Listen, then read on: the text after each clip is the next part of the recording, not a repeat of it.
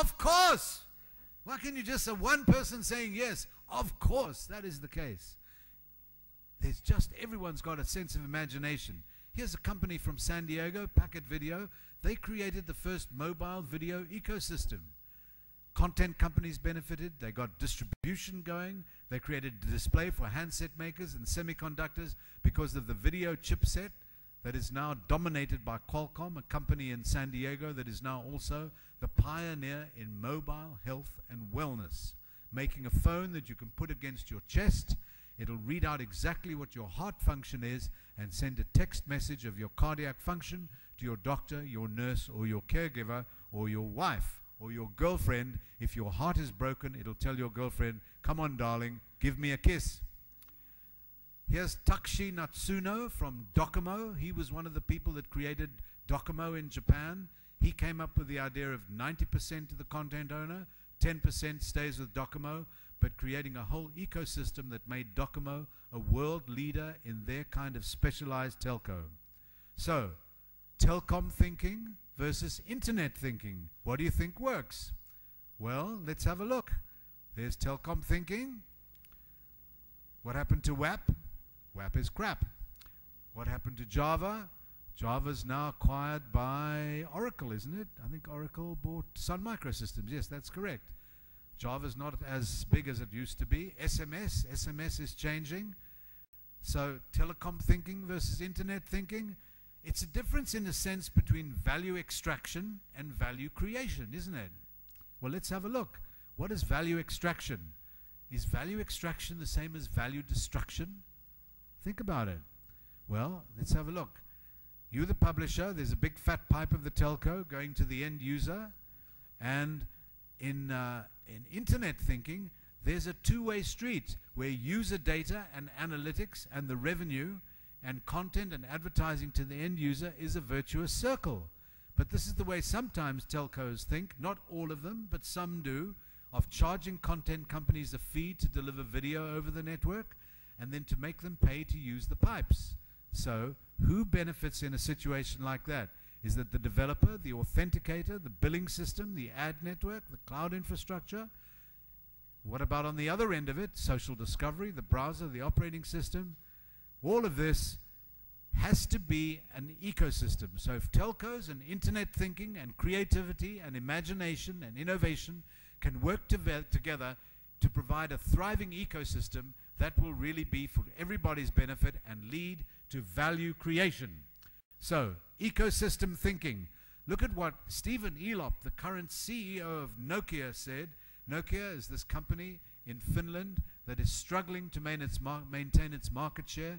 Here's a company a short 5 years ago, had nearly a 70% market share in the Indian subcontinent, and guess who's been eating their lunch? Well, look what Stephen Elop, the CEO, says about Nokia. It's become a war of ecosystems.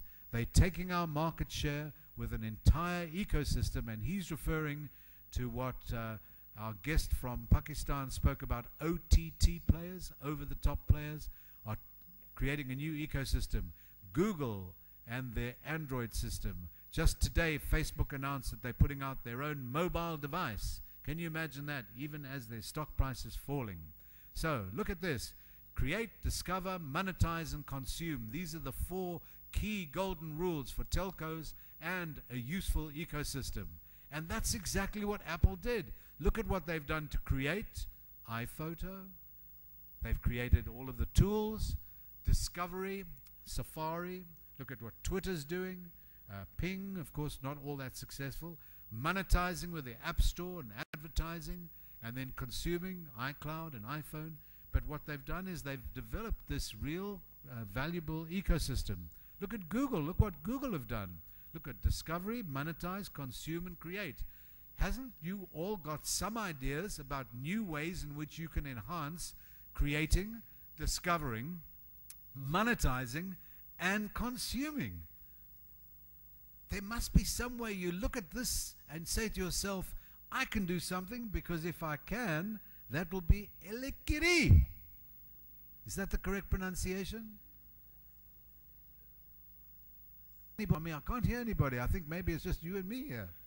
Okay, so If we look at Facebook and Microsoft and Amazon, and look at the speed of the way that things are happening, and we look at what's happened just in 10 years to where we are today, and we have a look at, here's an example, an interesting slide, Apple's revenue by product. Just have a look at the way iPhone is really happening.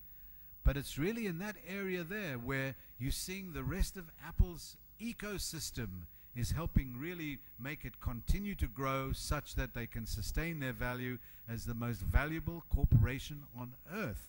Can you imagine Steve Jobs is up there in heaven and he's looking down at everybody else, 7 billion people in the world, and he's going, ah, ha, ha, ha, ha.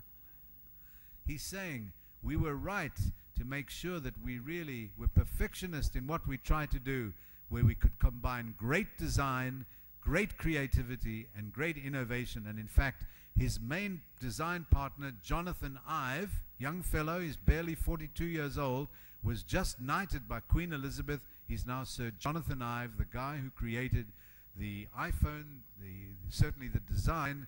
And you know how he learned his trade? His father was a master silversmith, and when he was a young boy, he spent time in his father's workshop watching how his father shaped silver. So if you look at something like this iPad and the ingenious way in which he used a magnet to have a cover on the iPad, he got it all from working in his father's silver laboratory. So that's the story of what Apple did, and in a short space of time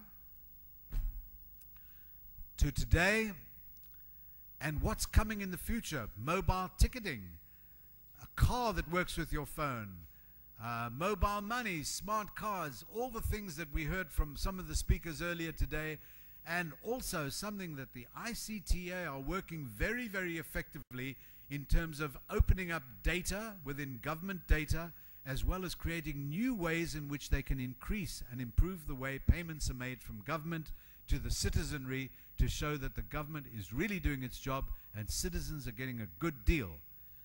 We all heard about mobile, social, and local earlier today. Well, here's an application, Path. One of the founders of Spotify is now behind this. It's a very hot startup in Silicon Valley, starting to get a lot of attraction. And this is looking at some of the key carriers' value control points in mobile, social, and local. And what are the carriers' value control points in a telco? They know your identity, they know your friends, they know your history, they know your messaging, all of these things you see in this slide. And one ring rules them all: identity, payment, access, sharing, and pairing. And all of this is going to be enhanced by the next great leap in mobile. How many of you here have heard of NFC? Near field communication. Of course, this is going to be a great, great boon to creativity and innovation. And for you sitting in the audience today, NFC proposes and offers a whole new way in which you can be monetizing your innovation and your creativity and have worldwide success. Near field communication is going to be integrated in a much, much very faster rate, where you point your phone to pay for something or point your phone to do something at a NFC terminal, and bingo, it will be done. So NFC will be driven by marketing and loyalty and not payments. And when we heard that, which was the country, Tommy, you said that Turkey, they've said that they're not going to have money by 2025. So when will Sri Lanka not use money or credit cards, but will only use mobile phones to do everything? That is coming, and coming soon. So how can NFC fix the friction points? Well, they'll fix it with these different elements: device pairing, player matching, multiplayer invitations. These are going to be key constituents in the future going forward. By the way, augmented reality, another key area starting to develop. Tommy pointed this out. Very, very important. You can discover the digital world through the real world. Tommy gave you some examples, so I won't go through it now. Here is a way in which you can look through your phone and get information about the scene in a piazza in Lugano in Switzerland. And of course, looking at this building, this can tell you how much that building is for sale: 678,000 euros for that apartment that you can see through your phone. But you can only see that if you point your phone at that building, because your phone recognizes the building. And in fact, I must just tell you that Samsung just announced today their S3 phone, which has got a whole lot of new features which include augmented reality and a way in which their video camera can shoot photographs while you're shooting the video, so that you'll be able to go back and have a look at photographs individually from the videos that you've taken. They say it's going to be the Apple killer. Do you think Apple can be killed? We'll have to wait and see. Here's a way in which your history can be pinned, the history pin, a wonderful new app, taking photographs. Let's say, for example, you walk past Buckingham Palace, it might pull photographs from your photo album and show your parents or your grandparents, assuming they were in England. Let's say your grandparents in Colombo were walking past the lighthouse or past the cricket playing areas here near the Gaulle Hotel, the Gaulle Hotel. This is all coming as well.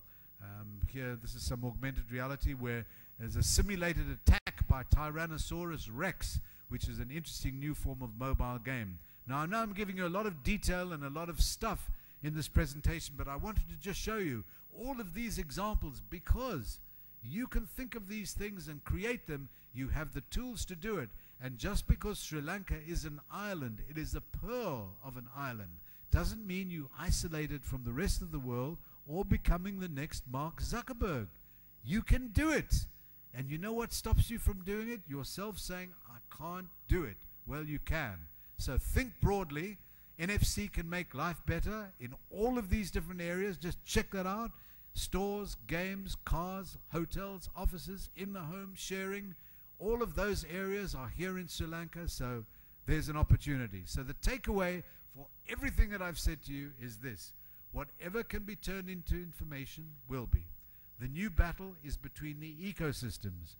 We've got to define the new value control points, and near-field communication presents a great new opportunity for carriers, but much, much more for you innovators and you creative thinkers. So, there are ways to change from within, and these are the 5 ways you can change. Think like Zuckerberg.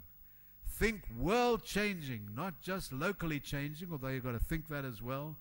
Think creatively in coding, establish international links, and use Sri Lankan originality, which needs, you can read the words, the 2 things that really are important: globalization and education. So, ladies and gentlemen, thank you for listening to me. I love Sri Lanka. I'm right behind what you do. Thank you to the ICTA for inviting me here. All I can say to you is this: you've got the potentials. Go for it. So, thank you very much. Niyamai. Elakiri. Thank you.